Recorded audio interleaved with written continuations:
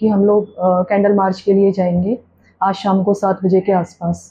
पूरे देश को बल्कि दूर दूर तक सभी को पता है कोलकाता में जो लेडी डॉक्टर के साथ में जघन्य अपराध हुआ, और ये कोई पहली घटना नहीं थी। बस ये है कि वक्त बेवक्त हमें जब पता चलता है तब हम थोड़ी देर के लिए जागते हैं, उसके बाद फिर सो जाते हैं। इस कैंडल मार्च से पता नहीं कितना चेंज आएगा कितना नहीं आएगा, लेकिन ये शायद हम लोगों की खुद की तसल्ली के लिए कि कहीं ना कहीं हम एक चेंज लाने के लिए, एक लोगों को बताने के लिए आसपास के अंदर, हमारे दूर दूर तक के एरिया के अंदर, कि हम सोए हुए नहीं हैं। हमें मालूम है हमारे साथ क्या चल रहा है। महिलाएं असुरक्षित हैं हर जगह पे। पहले हमसे ये कहा जाता था कि आप लोग रात में बाहर मत निकलिए, आप लोग रेलवे में सफ़र मत करिए, बस में सफ़र मत करिए। लेकिन अब ये पहली बार हुआ है शायद जब एक महिला काम करते हुए एक सबसे सेफ जगह पे, हॉस्पिटल के अंदर भी सेफ नहीं है। तो शायद इससे बड़े शर्म की बात पूरी दुनिया के अंदर ऐसा इंसिडेंट ये पहली बार हुआ है जो सुनने में आया है, और दोबारा का पता नहीं कब होगा, कहाँ होगा। मेरा सवाल सब लोगों से है, शायद सरकार से भी है, पुलिस से भी है, कोर्ट से भी है, आसपास के हर इंसान से है, कि किसको पता है या कौन कह सकता है कि अगली महिला कौन सी होगी या अगला शहर कौन सा होगा। हमें नहीं पता कि अगली अखबार में खबर किसकी होगी। ये कैंडल मार्च सिर्फ और सिर्फ आसपास की अथॉरिटीज़ को, हायर अथॉरिटीज़ को ये बताने के लिए है कि आप प्लीज़ जल्द से जल्द सीसीटीवी कैमरास अपने जो भी नज़दीकी चौक हैं, जो मेन एरियाज़ है, वहाँ पे आप सीसीटीवी कैमरास मुहैया करवाइए। आप लोग सिक्योरिटी का पुख्ता से पुख्ता इंतज़ाम करवाइए। एक और चीज़ जो मैंने पिछले कुछ सालों के अंदर देखी है, जो मेरे हिसाब से जब मैं अपने पिछले कुछ सालों में नहीं समझ पाई, लेकिन अब मैं इस चीज़ को समझ रही हूँ कि as a country, as a whole country, as a whole nation, we are not ready for females freedom. हम लोग लड़कियों की आज़ादी के लिए तैयार नहीं है, ये बात सच है। लड़कियां कितनी आज़ादी मांग ले, लेकिन बीइंग अ नेशन हम लोग इस चीज़ के लिए बिल्कुल भी तैयार नहीं है। तो फ्रीडम की अगर हम बात ना करें तो बेटर है, हमें बात करनी चाहिए फीमेल सिक्योरिटी की। एटलीस्ट हम सिक्योरिटी के लिए आगे हाथ बढ़ाएं। मैं जिस जगह पे हूँ, मैं उस जगह पे आवाज़ उठा सकती हूँ, इसलिए मैं आवाज़ उठा रही हूँ। मेरी आवाज़ को 2 लोग सुनेंगे, 4 लोग सुनेंगे, 10 लोग सुनेंगे, शायद उनमें कुछ परिवर्तन आएगा, उन्हें समझ में आएगा कि हम क्या कहना चाह रहे हैं। कैंडल मार्च का मेन मतलब कोई बदलाव लाना या किसी की सोच को बदलना नहीं होता।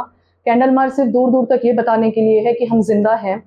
जिंदा है तो हमें अपनी आवाज़ उठानी चाहिए, हमें बताना चाहिए। और जिंदा होने का मतलब सिर्फ कमाना, खाना या अपना काम करना नहीं है। जिंदा होने का मतलब ये है कि अगर इस तरीके के मुद्दे आए तो उस पर हम बैठ के सोचें कि कल को ये अगर हम में से किसी के साथ, हमारे परिवार में या हमारे आसपास में किसी के साथ हो। मुझे अभी तक याद है कि जब मैंने इस इंसिडेंट को पहली बार सुना था तो मैं और मेरी मदर, हम रात में कई घंटों तक सो नहीं पाए थे। मुझे नहीं मालूम कि उस लड़की के माँ बाप सोए होंगे या नहीं सोए होंगे, या उनके घर का इस वक्त का माहौल क्या होगा, या अब आगे का न्याय प्रक्रिया क्या होगी। एक डाटा के अनुसार 2022 के अंदर 32,000 लड़कियों के रेप रजिस्टर हुए थे, जिसमें से काफ़ी हज़ार लड़कियों ने सुसाइड कर लिया, और 27,000 केस पेंडिंग है अदालतों के अंदर, जिनको कि 15 साल, 12 साल, 13 साल हो चुके हैं। एक और सबसे अहम मुद्दा जिसके बारे में मैं बताना चाहूँगी, क्योंकि मैंने इस चीज़ के बारे में थोड़ा-सा पढ़ा है। हमारे कॉन्स्टिट्यूशन के अंदर, हमारे संविधान के अंदर कहीं भी इस तरीके का कोई प्रावधान नहीं है कि अगर एक रेप का विक्टिम पकड़ा जाता है, वो गिल्टी प्रूव होता है, तो उसे फांसी की सज़ा दी जाए। मर्डर के अंदर फांसी की सज़ा है, टेरर अटैक के अंदर फांसी की सज़ा है, बड़े से बड़े और अपराधों में भी फांसी की सज़ा है, लेकिन रेप केस के अंदर कहीं भी फांसी का कोई कानून नहीं है। तो मुझे ऐसा लगता है कि शायद बहुत ज़रूरी है 2 चीज़ों की। पहली चीज़, हमें जल्दी से जल्दी फास्ट ट्रैक कोर्ट्स का निर्माण करना चाहिए, और दूसरी चीज़ ये कि कॉन्स्टिट्यूशन में कहीं न कहीं ये बदलाव लाने की ज़रूरत है कि एक ऐसा लॉ पारित हो जिससे उन दोषियों को पकड़ते ही फांसी की सज़ा हो। तो हमारे हॉस्पिटल की तरफ से ये एक छोटी-सी, बहुत मामूली-सी पहल है।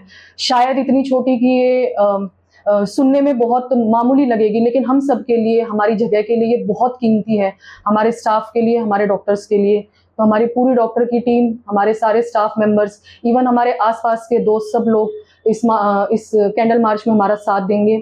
हम लोग शाम को 7 बजे के आसपास तकरीबन बहुत शांतिपूर्ण तरीके से हमारे हॉस्पिटल के आगे से निकलते हुए, जो हमारे भिवानी शहर का मेन चौक है, हुड्डा पार्क, वहाँ तक जाकर इस कैंडल मार्च की जो डॉक्टर है उसकी आत्मा की शांति के लिए 2 मिनट का मौन करेंगे, और उसके बाद हम वापस आएंगे।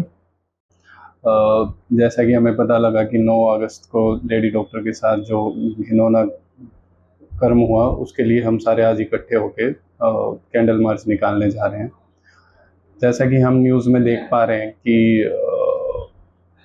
तो उसके 150 ग्राम के आसपास सीमन मिला है, जो कि एक व्यक्ति का काम नहीं लगता है. Is it impossible that one person can ejaculate 150 ml of Simmons. तो ऐसा प्रतीत होता है जैसे ये एक गैंग रेप हो. ये सोच के भी थोड़ा डर लगता है कि ये ऐसा एक लड़की के साथ, जो कि एक डॉक्टर थी, अपनी ड्यूटी अच्छे से निभा रही थी, जिसमें कि उसके कॉलीग्स भी उसके साथ होंगे, सीनियर भी उसके साथ होंगे, फिर उसके साथ इतना बड़ा घटनाक्रम होना, वो भी एक हॉस्पिटल के अंदर. It's so shameful. तो हमारी मांग बस यही है कि उसके घर वालों को एटलीस्ट न्याय मिले और जितना जल्दी हो उसकी आत्मा को शांति मिले. भगवान सबसे प्रार्थना है कि आप 2 मिनट के लिए उनके लिए प्रे करें.